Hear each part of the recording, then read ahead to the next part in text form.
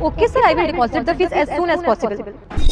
Kajal, I will call you later, sir. जी भैया, कितना पढ़ी लिखी हो तुम? 5वीं फेल है। 5वीं फेल हो और इतनी अच्छी इंग्लिश कैसे? वो क्या है ना साहब, ये फोन है ना, इससे इंटरनेट से ढूंढ ढूंढ के सीख रहे हैं इंग्लिश। क्या बात है, काफी अच्छा लगा सुनकर।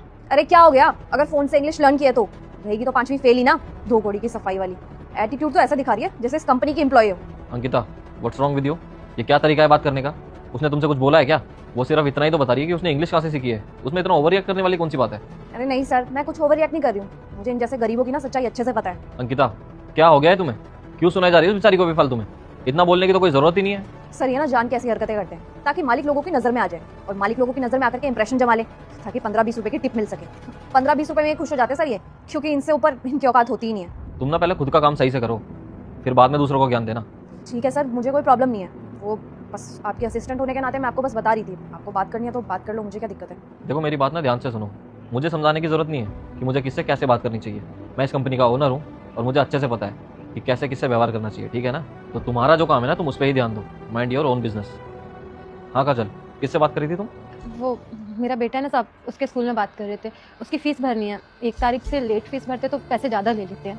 तो बस उसी चीज़ की बात कर रही थी कि पैसे ज़्यादा ना लें। अच्छा, कौन से स्कूल में पढ़ता है तुम्हारा बेटा? वो पीछे कॉन्वेंट हाई स्कूल है ना, उसमें पढ़ता है। क्या?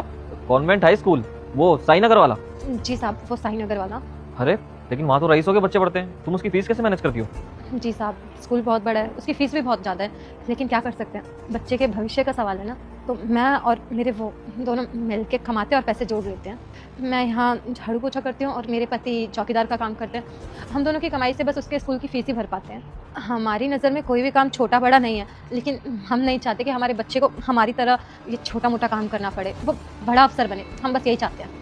एक बार के लिए हम दोनों अपने शौक मार लेंगे, पर उसकी सारी खुशियों का ध्यान रखते हैं। उसकी खुशियों के लिए हमें कितनी भी मेहनत करनी पड़े, हम बेझिझक करते हैं। लो सर, शुरू होगी ना।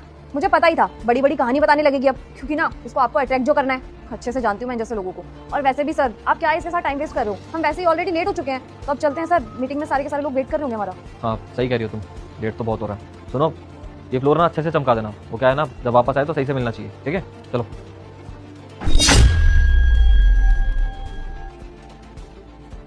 दो कौड़ी की नौकरानी की वजह से सर ने मुझे इतना सब कुछ सुनाया, इसको तो मैं छोड़ूंगी नहीं।